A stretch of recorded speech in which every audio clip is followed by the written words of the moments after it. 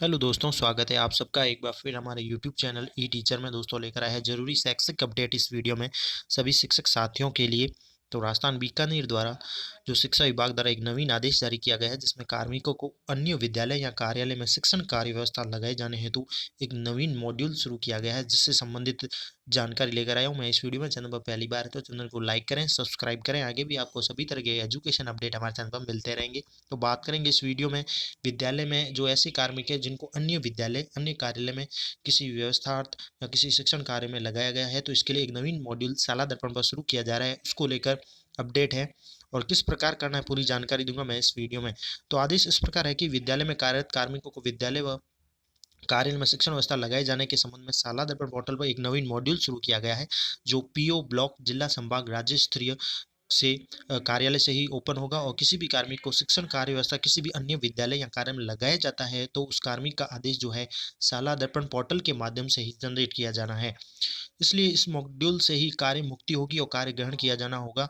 यदि पत्र जारी होने के दिनांक से पूर्व किसी कार्मिक का भी अगर पीओ ब्लॉक जिला संभाग राज्य स्तर कार्यालय द्वारा शिक्षण कार्य व्यवस्था या किसी अन्य विद्यालय कार्यालय में लगाया हुआ है, तो भी उन कार्मिकों को पूर्व में जारी आदेश भी शाला दर्पण पोर्टल के माध्यम से निर्धारित प्रक्रिया अपनाकर पुनः जनरेट करना है।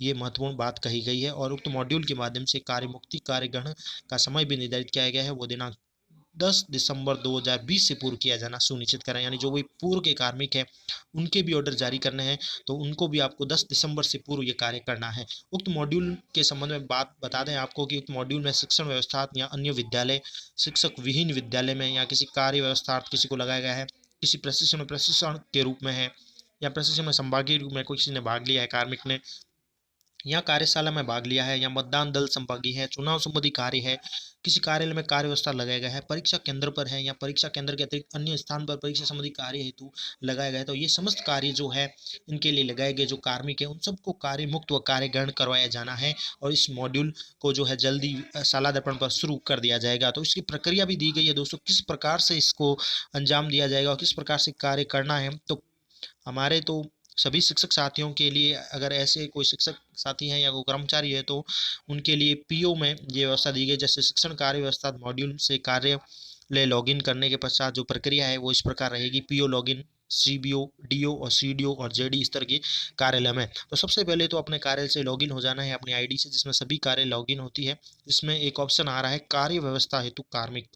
कार्य व्यवस्था हेतु कार्मिक खोजे टैब पर आपको क्लिक करना है और इस प्रकार की आपको स्क्रीन प्रदर्शित होगी, जैसा कि इसमें दिखाया गया है डेमो रूप में। एक कि यहाँ पर लिखा हुआ है कार्य व्यवस्था हेतु प्रक्रिया, और इसमें कार्मिक की एनआईसी आईडी है, नीचे कार्मिक की एम्प्लॉय आईडी है, उसका विद्यालय एनआईसी आईडी है, विद्यालय का नाम पद स्थापना संभाग है, जिला है, वो सब भी हम शो कर सकते हैं। कार्मिक को खोज भी सकते हैं कि किस कार्मिक को हमें लगाना है और उसका जो ऑर्डर निकालना है। इस प्रकार से स्क्रीन आएगी आपके सामने।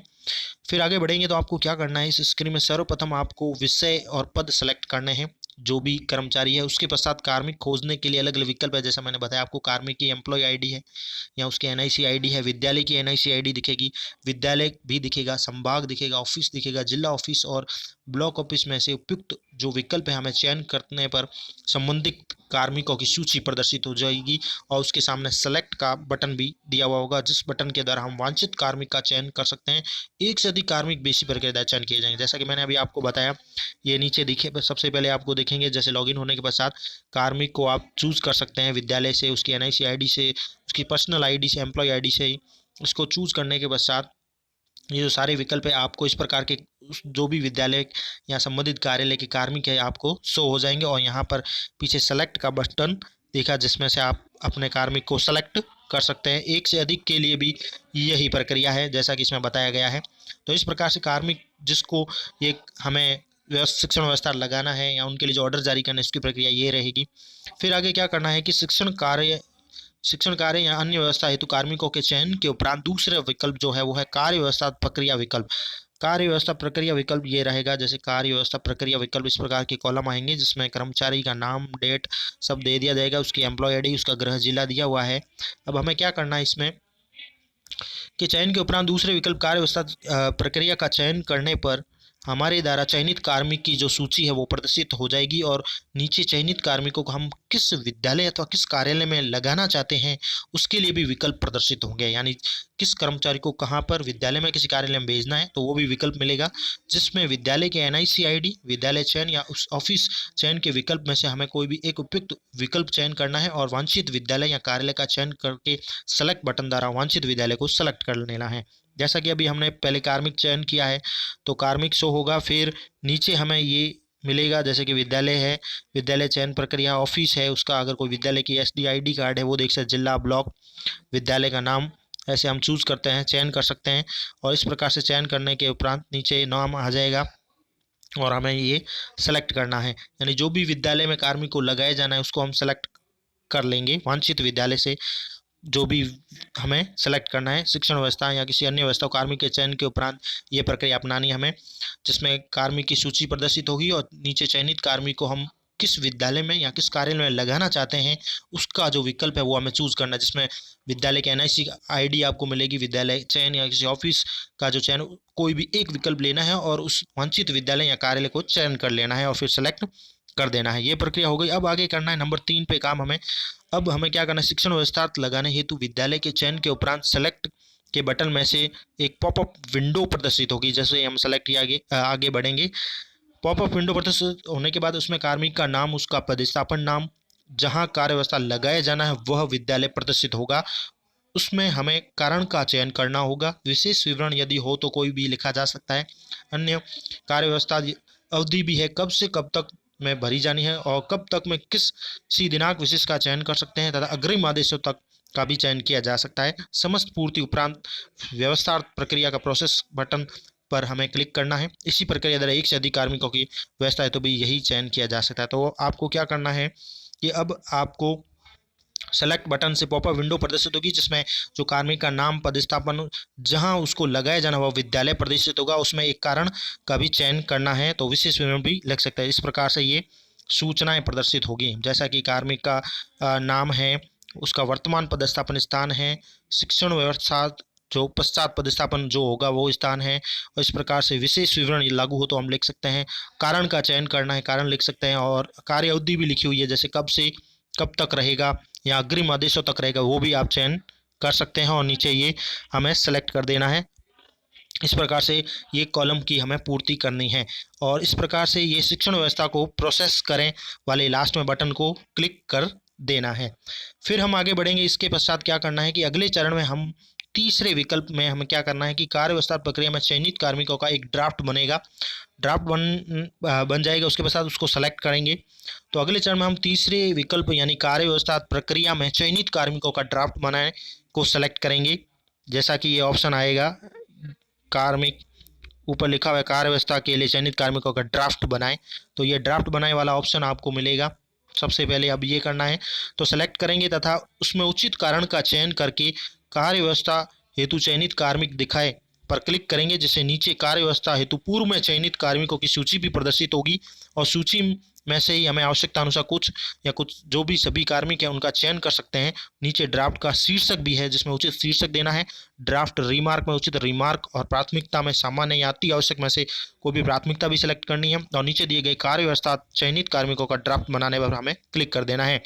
इस प्रक्रिया के बाद आप जो चयनित कार्मिक है उसका विवरण शिक्षा निदेशालय के लॉगिन में अप्रूवल हेतु चला जाएगा और आवश्यक कार्रवाई होगी, वहां से अप्रूव होगा, रिजेक्ट भी किया जा सकता है, उसका विवरण आपके लॉगिन में प्रदर्शित होगा। तो अब आपको क्या करना है, कार्य व्यवस्था हेतु चयनित कार्मिकों का ड्राफ्ट बनाए में जाना है। तो इस प्रकार से ड्राफ्ट बनाए ये आ जाएगा। ड्राफ्ट बनाने में आपको कार्य व्यवस्था ड्राफ्ट बनाने में आपको ये काम करना है, ये ऑप्शन मिलेगा। ड्राफ्ट बनाए को सेलेक्ट करना है और इसमें उचित कारण का चयन करते हुए कार्य व्यवस्था हेतु चयनित कार्मिक दिखाएं पर क्लिक करना है। तो कार्य व्यवस्था हेतु ये जो ब्लू कलर का दिख रहा है कार्मिक दिखाएं वाले पे क्लिक करना है, सेलेक्ट कर देना है। पहले तो हमें कारण सेलेक्ट कर देना है सबसे पहले, तो जो बताया गया है उसके अनुसार चयनित कार्मिक का ड्राफ्ट बनाए सेलेक्ट करके उचित कारण चयन करें। फिर नीचे चयनित कार्मिक दिखाएं पर क्लिक करें, उसके नीचे जैसे ही कार्य व्यवस्था है तो पूर्व में चयनित कार्मिकों की सूची प्रदर्शित होगी, उसमें से सूची में से हमें आवश्यकता अनुसार जो हमारे कार्मिक है वो लेने हैं। सभी कार्मिकों का चयन कर सकते हैं या कुछ कार्मिक जो है चयन कर सकते हैं। तो इस प्रकार से ये नीचे कार्मिक भी शो हो जाएंगे जैसे कि नाम दिखाई दे रहे हैं और नीचे ड्राफ्ट का शीर्षक भी हमें देना है और शीर्षक हमें चूज करना पड़ेगा। ये कार्मिक दिखाई दे रहे हैं।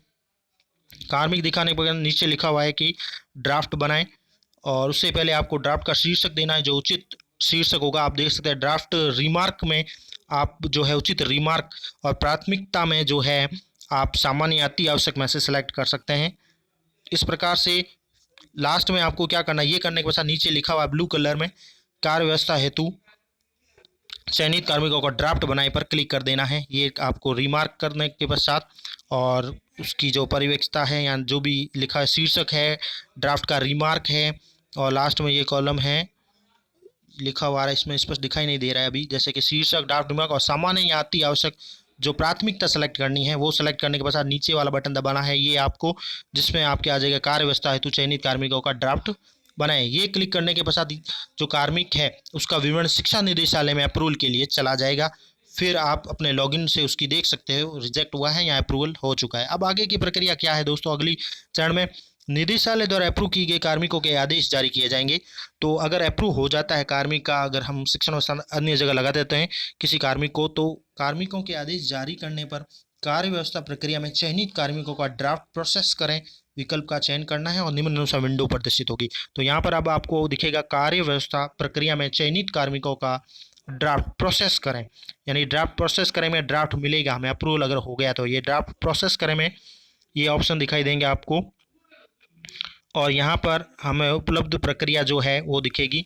तो प्रोसेस करने के विकल्प का चयन करने के पश्चात हमें ये विंडो पहले तो प्रदर्शित होगी अप्रूवल किए गए कार्मिकों के आदेश जारी करने के लिए। अब हम आगे बढ़ेंगे।